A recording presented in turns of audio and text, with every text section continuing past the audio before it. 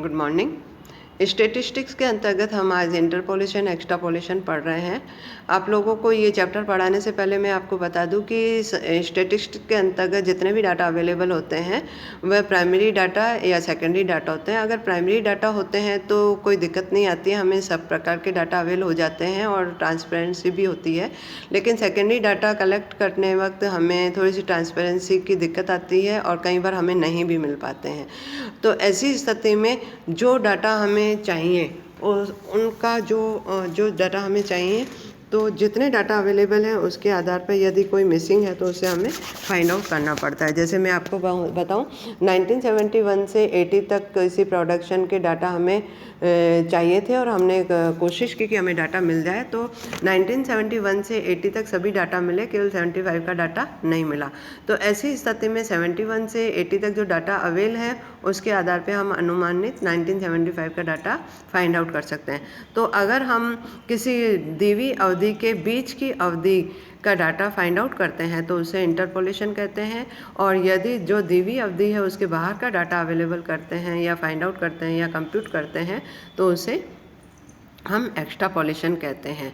मैं आप लोगों को डेफिनेशन के आधार पे भी बता दूं। डेफिनेशन जो दी हुई है वह आपको दे रहा है, interpolation consist in reading a value which lie between two extreme point. मैंने अभी बताया था कि 1971 से 80 तक, ये 71 टू 80 तक जितने भी हमें डाटा अवेलेबल हैं वो एक्सट्रीम पॉइंट है, और 75 का अगर डाटा रीड आउट करना है या फाइंड आउट करना है या कंप्यूट करना है तो उसे इंटरपोलेशन कहेंगे। इसी प्रकार से एक्सट्रापोलेशन के लिए कह रहा है reading a value that lie outside of two extreme point. मतलब आउट टू एक्सट्रीम पॉइंट माना 80 के बाद में यदि हमें 85 का चाहिए या 71 से पहले हमें 68 का चाहिए तो उसे हम एक्सट्रापोलेशन कहेंगे।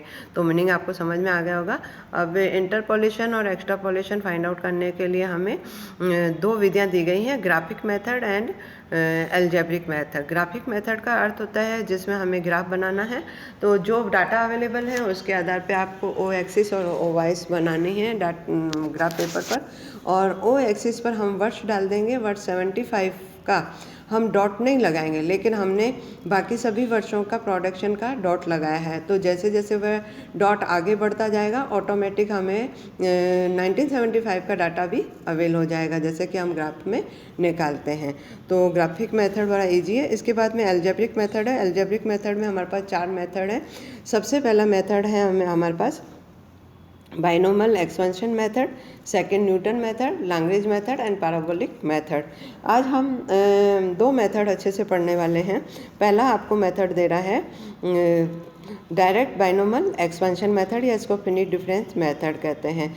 इसमें आप लोगों को ये देखना है कि जब कभी क्वेश्चन में जो ईयर दिए हुए हैं वह एक समान दिए हुए हैं, या जो डाटा एक्स वैरी जो दी हुई है उसमें डिफरेंस समान होना चाहिए, लेकिन वाई वैरी चूँकि फ्रिक्वेंसी एक ये है तो उसमें कुछ भी हो सकता है।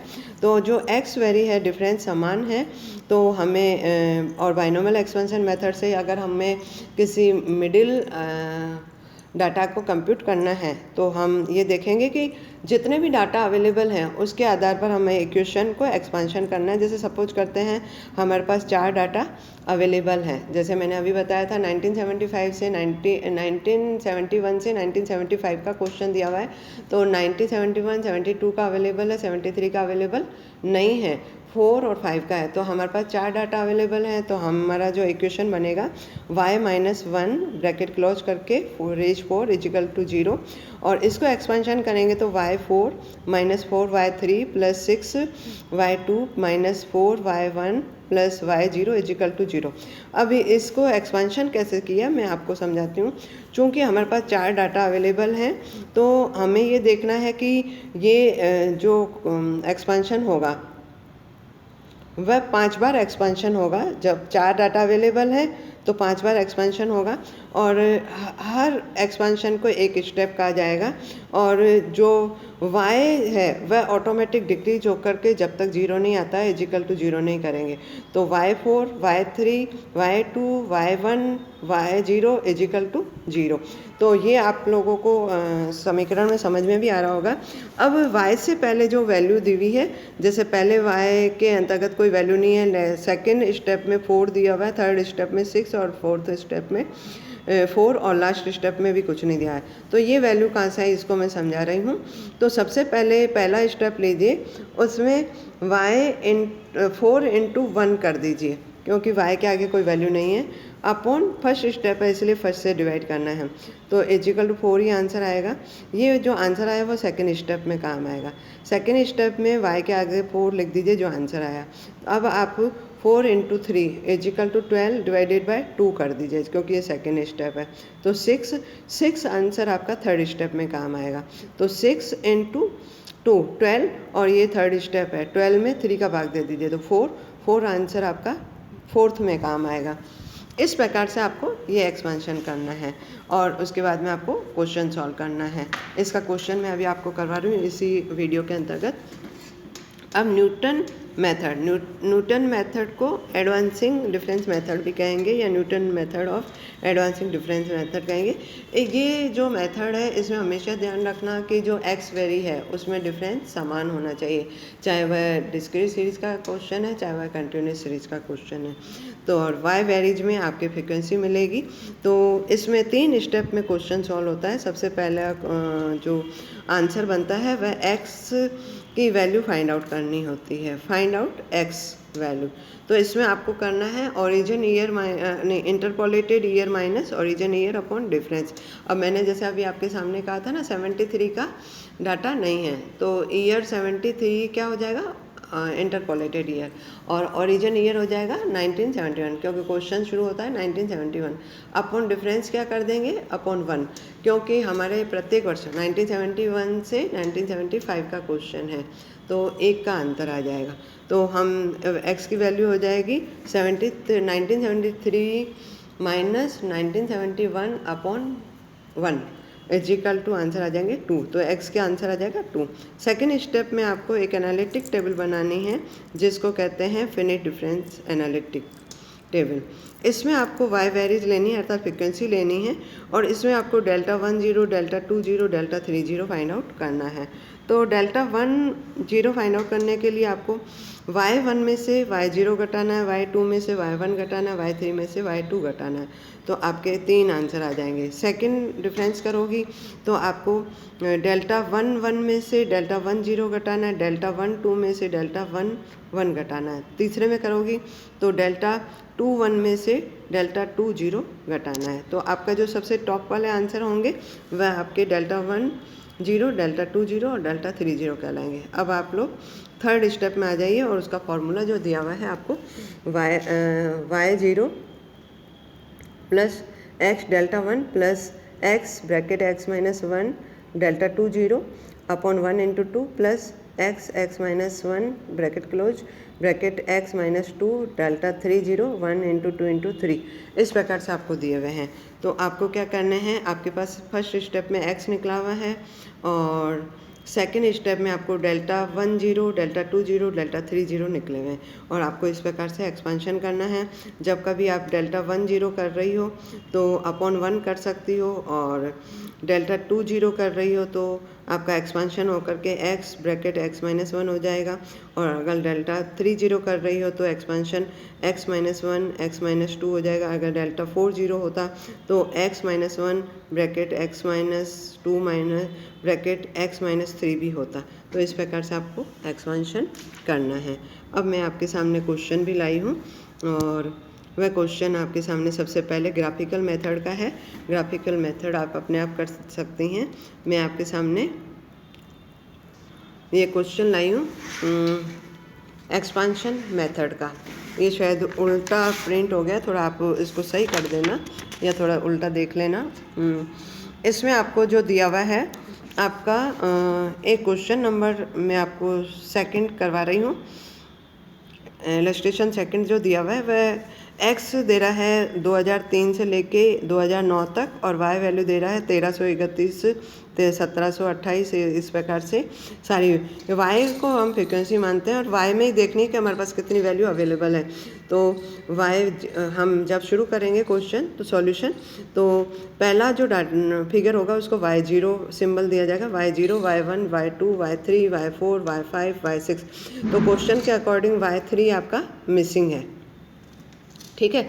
लेकिन आपके y की वैल्यू कितनी अपने पास अवेलेबल हो गई, ये अवेलेबल हो गई 6 अवेलेबल है। तो हम जो हमारा एक्सपेंशन होगा वह 6 का हो जाएगा और 6 का एक्सपेंशन आप अपने इस किताब मैंने जो फ़ोटो दिया उसमें भी दिया हुआ है। y6 - 6 y5 + 15 y4 - 20 y3 + 15 y2 - 6 y1 + y0 is equal. अब मैं आपको समझा देती हूँ।